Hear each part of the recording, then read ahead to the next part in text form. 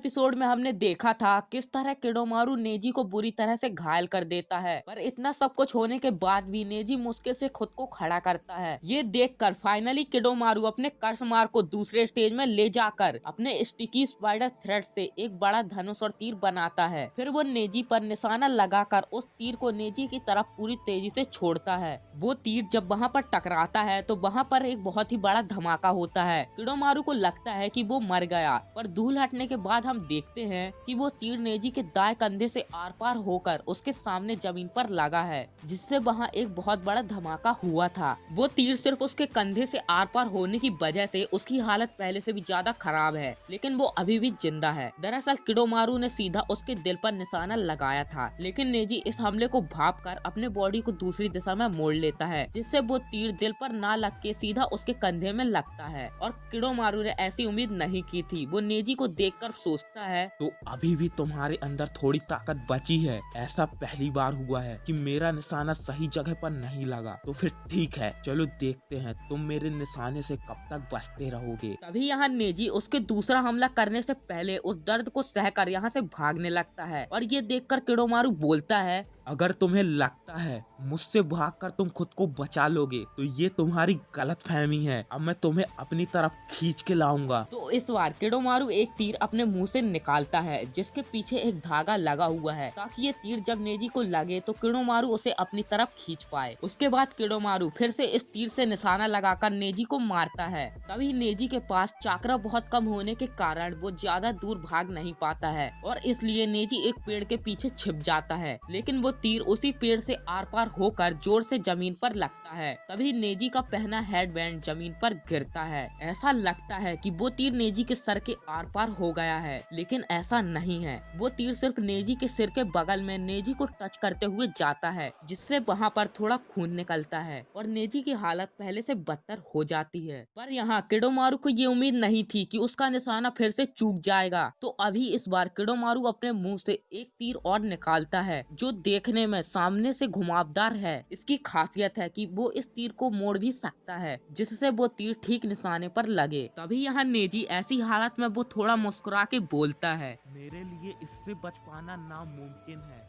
Naruto. अगर अभी तुम मेरी जगह पर होते तो क्या करते? चाहे कितनी भी कोशिश कर ले तू बचेगा नहीं। तेरी मौत मेरे हाथों ही लिखी है। किडोमारू ये बोलकर इस तीर को पूरी तेजी से नेजी पे छोड़ता है। तभी इस तीर को अपनी तरफ आते देख नेजी इससे बचने की पूरी कोशिश करता है, लेकिन वो तीर सीधा उसके पेड़ से आर पार होकर एक पेड़ से जोर से टकराता है। और यहाँ किडोमारू को लगता है फाइनली उसका निशाना सही जगह पर लग गया। तभी वहाँ बुरी तरह से जख्मी नेजी सोचता है, कीड़े कहीं के, तुमने एक ह्यूगा से टकरा के बहुत बड़ी गलती की है। इस तीर के पीछे जो धागा लगा हुआ है वो सीधा जाकर किडोमारू के मुंह से कनेक्ट है। तो नेजी अपने हाथों में चाकरा इकट्ठा करके इस धागे के अंदर चाकरा भेजता है। तब वो चाकरा इस धागे के अंदर से होते हुए सीधा किडोमारू के मुंह से उसकी बॉडी के अंदर पहुंच जाता है। वैसे नेजी का थोड़ा सा चाकरा इतना खतरनाक था कि इसका स्वाद चखते ही किडोमारू के सारे इंटरनल ऑर्गन्स डैमेज हो जाते हैं। ये मुझे क्या हो रहा है? मेरा निशाना तो सही था। किडोमारू जोर से चिल्लाकर पेड़ से सीधा नीचे गिरता है। तो उसे नीचे गिरते देख नेजी अपना पूरा चाकरा इस्तेमाल करके इस धागे को तोड़कर दौड़ते हुए उसके पास पहुंचता है। उसे देखकर किडोमारू बहुत ज्यादा डर जाता है। उसके बाद नेजी अपनी पूरी ताकत के साथ जेंटल फिस्ट ताइजुत्सु से किडोमारू के चाकरा पॉइंट पर लगातार हमला करता है, जिससे किडोमारू जोर से जमीन पर गिरता है। नेजी के इस हमले से उसका कर्स मार कम होकर वो नॉर्मल बन जाता है। तो किडोमारू नेजी को बोलता है, ये तुमने कैसे किया? तुम तो बुरी तरह से जख्मी थे।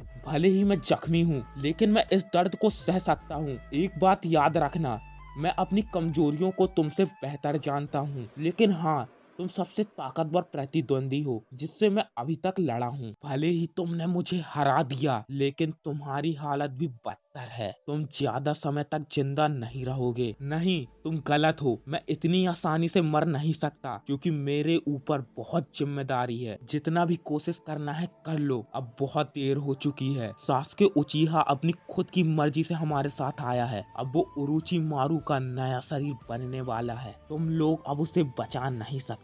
एक शख्स है जिसे मैं जानता हूँ, सिर्फ वही सासुके उचिहा को बचा सकता है। उसका नाम क्या है तुम जानना चाहोगे? उसका नाम है नारुतो उज़ुमाकी। चाहे वो जो कोई भी हो, वो उसे नहीं बचा सकता। और किडोमारू के सारे चाक्रा पॉइंट बंद होने से उसका खेल यहीं पर खत्म हो जाता है। पर तभी नेजी बोलता है, नहीं, सिर्फ वही ये काम कर सकता है, क्योंकि नारुतो तुमने मुझे भी उस अंधेरे से बाहर निकाला था, मुझे तुम पर भरोसा है। ये बोलने के बाद उसके मुंह से खून निकलता है और वो जमीन पे गिर जाता है और नेजी को अपनी जिंदगी के सारे खास पल उसकी आंखों के सामने नजर आने लगते हैं। और यहाँ दूसरी ओर नेजी के अभी तक यहाँ न आने की वजह से कीवा बोलता है, लगता है अब हम 3 ही बचे हैं। चिंता मत करो, चोजी और नेजी अभी आते ही होंगे। वैसे तुम इतने यकीन के साथ कैसे बोल सकते हो? कीवा शायद तुम भूल रहे हो, चोजी के पास वो कमाल की पिल्स हैं और चोनिन एग्जाम के वक्त मैंने नेजी का सामना किया था। मैं तुम सबसे बेहतर जानता हूँ। क्या जानते हो? यही कि नेजी एक असली चैंपियन है, वो हार मानने वालों में से नहीं है, इसलिए वो और चोजी हमारे पीछे जरूर आएंगे, तुम देखना। और यहीं पर इस एपिसोड का एक्सप्लेनेशन खत्म होता है। अगर आपको ये वीडियो पसंद आई हो तो वीडियो को लाइक करके एक प्यारा सा कमेंट कर देना, और अगर आप हमारे चैनल पर नए हो तो चैनल को सब्सक्राइब करके बेल आइकन को ऑल पे प्रेस कर देना। मिलते हैं नेक्स्ट वीडियो में, तब तक के लिए टाटा, गुड बाय।